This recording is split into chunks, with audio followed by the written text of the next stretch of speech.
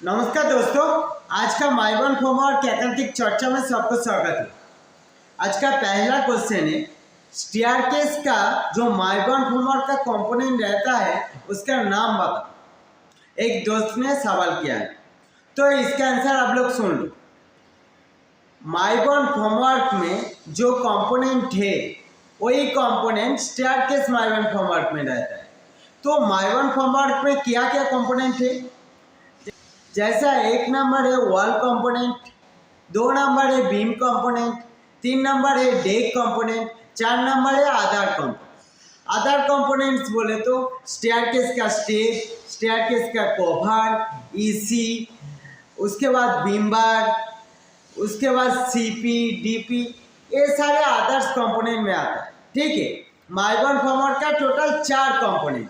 Okay, उसके बाद next question क्या है, एक दोस्त तो स्टेयरकेस माइवन शटरिंग प्रोसेस के बारे में बताओ। मैं अगले वीडियो में बता चुका है ऑलरेडी स्टेयरकेस का शटरिंग कैसे किया जाता है, तो भी आप लोगों को मैं बता देता हूँ आज का चर्चा। आप लोग सुन लो। पहले हम लोग को टिम्बर टिकर फिक्सिंग करना पड़ता है। ठीक है, आपका जो स्लैब का रिड्यूस लेवल रहता है ना, आरएल, उसका अनुसार आपको टिम्बर टिकर फिक्सिंग करना पड़ता है। स्टेयरकेस का जो वॉल रहता है चार तरफ वॉल में। ओके, उसके बाद अंदर साइड का वॉल पैनल सेटिंग करना पड़ता है टिम्बर टिकर का ऊपर। उसके बाद आपका लैंडिंग तक वही स्लैब का डेक पैनल जो है, डेक पैनल को सेटिंग करना पड़ता है। उसके बाद आउटसाइड का जो वॉल पैनल रहता है, आउटसाइड का वॉल पैनल को सेटिंग करना पड़ता है। ठीक है, वॉल टाई लगभग के। उसके बाद आपका वेस्ट स्लैब का जो डेक पैनल सेटिंग किया है, डेक पैनल का साइड में कवर पैनल लगाना पड़ता है। उसके बाद आपका स्टील का काम करना पड़ता है। स्टील का काम करने से पहले वेस्ट स्लैब का ऊपर शटरिंग ऑयल मारना पड़ता है। ठीक है, शटरिंग ऑयल मार के स्टील का काम कंप्लीट करना पड़ता है। उसके बाद आपको स्टेयरकेस का स्टेप को फिक्सिंग करना रहता है। ओके, स्टेयरकेस का स्टेप और कवर पैनल, स्टेप और कवर पैनल सेटिंग होने के बाद अंदर साइड का जो लैंडिंग का ऊपर का वॉल पैनल है, लैंडिंग का ऊपर का वॉल पैनल सेटिंग करना पड़ता है। ओके, इस तरह से माइवन स्टेयरकेस का माइवन होमवर्क पैनल सेटिंग करना पड़ता है। उसके बाद पैनल सेटिंग होने के बाद आपका टाई रॉड का होल करना पड़ता है सोल्जर फिक्सिंग करने के लिए। का नट बोल्ट लगाना पड़ता है। उसके बाद आपको ऑयलर फिक्सिंग करना रहता है स्टेयरकेस में। ओके, तो इस तरह से माइवन होमवर्क का स्टेयरकेस सेटिंग किया जाता है। ओके, उसके बाद आते हैं नेक्स्ट क्वेश्चन। नेक्स्ट क्वेश्चन क्या है, एक दोस्त तो हम लोग माइवन होमवर्क में टिम्बर टिकर जो सेटिंग करते, तो टिम्बर टिकर सेटिंग प्रोसेस के बारे में आप बताओ। ओके, आप लोग सुन लो इसका आंसर।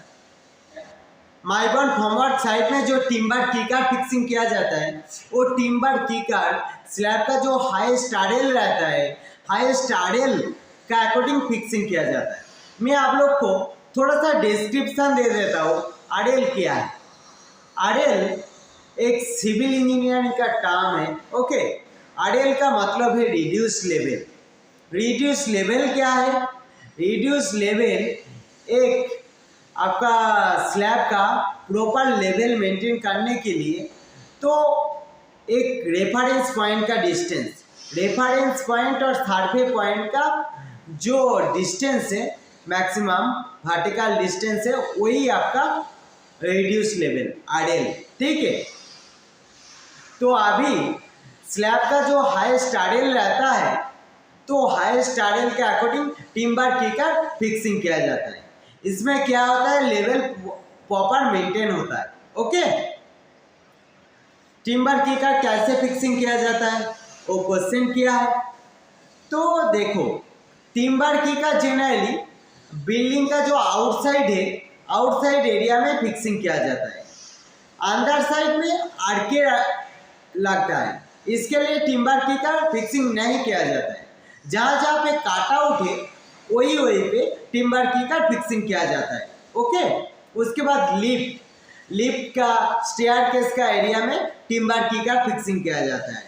ओके, आपका लिफ्ट का जो वॉल रहता है, मिडिल वॉल रहता है, वो दोनों साइड में टिम्बर की का फिक्सिंग करना पड़ता है, क्योंकि लिफ्ट का जो मिडिल वॉल रहता है ना, दो लिफ्ट का मिडिल वॉल, तो वहाँ पे आपका कीकार का कंटिन्यूएशन होता है, वहाँ पे आरके नहीं लगता है। ओके, आपका लिफ्ट में आरके नहीं लगता है जब अंदर साइड वॉल नहीं रहता है। ओके, वहाँ पे आपको कीकार यूज होता है। तो अभी देखो, टिम्बर कीकार का शेप जो होता है ना, एल टाइप का होता है। एल टाइप का टिम्बर कीकार का शेप होता है, वो प्लाई से बनता है, प्लाई और बटन से बनता है। ठीक है, इसमें प्लाई का जो विड्थ रहता है वो 250 से 300 mm तक होता है। उसके बाद इसका जो बटन फिक्सिंग किया जाता है प्लाई का ऊपर, तो वो मिनिमम आपका 80 mm होना चाहिए। ठीक है, 80 से 100 mm होना चाहिए इसका ऊपर जो बटन फिक्सिंग करते हैं। ओके, उसके बाद ये जो प्लाई को फिक्सिंग करने के लिए आपको कंक्रीट खिला यूज होता है, कंक्रीट नेल। ओके, तो कंक्रीट नेल यूज करके हम लोग टिम्बर कीकार को फिक्सिंग करते हैं। ओके, और टिम्बर कीकार फिक्सिंग आपका ओनली सेटिंग फ्लोर में किया जाता है। इसके बाद आपका कीकार आ जाता है, तब टिम्बर कीकार फिक्सिंग करने का जरूरी नहीं है। ओके, इसके बाद नेक्स्ट क्वेश्चन किया है, एक दोस्त ने बोल रहा है माइवन का जो स्लैब साइकिल है वो 7 दिन से 10 दिन के अंदर होता है क्या? तो यस, माइवन फॉर्मर का स्लैब साइकिल 7 से 10 दिन के अंदर होता है। इसके लिए आपको प्रॉपर वर्किंग प्लानिंग चाहिए। ओके, प्रॉपर आपका मैन पावर सप्लाई चाहिए। उसके बाद आपको प्रॉपर टाइमिंग में सारा काम कंप्लीट होना चाहिए। जैसा स्टील का काम पहले होता है माइवन फॉर्मर साइड पे, ठीक है, स्टील का काम होना चाहिए पहले। उसके बाद आपका जो प्रोसेस रहता है, सार्फे पॉइंट देना, उसके बाद स्टील वर्क कंप्लीट करना, उसके बाद आपका शटरिंग वर्क कंप्लीट करना, पहले वॉल पैनल सेटिंग करना, उसके बाद शटरिंग वर्क का जितना प्रोसेस रहता है वो साथ साथ होता है। मतलब स्टील वर्क के साथ आपका माइवन शटरिंग वर्क कनेक्टेड है। ओके, तो आपका प्रॉपर प्लानिंग का अकॉर्डिंग काम करोगे तो 7 से 10 दिन का अंदर माइवन फॉर्मर का स्लैब पॉसिबल है। महीना में 3 से 4 स्लैब हम लोग डालते हैं। ओके, उसके बाद आपको जो मैनेजमेंट करना रहता है साइड पे, डे नाइट में काम होता है माइवन फॉर्मर का साइड पे। ओके, डे में काम करने के लिए तो कोई दिक्कत नहीं, नाइट में काम करने के लिए तो आपका जो कारपेंटर लोग रहता है, कारपेंटर लोग को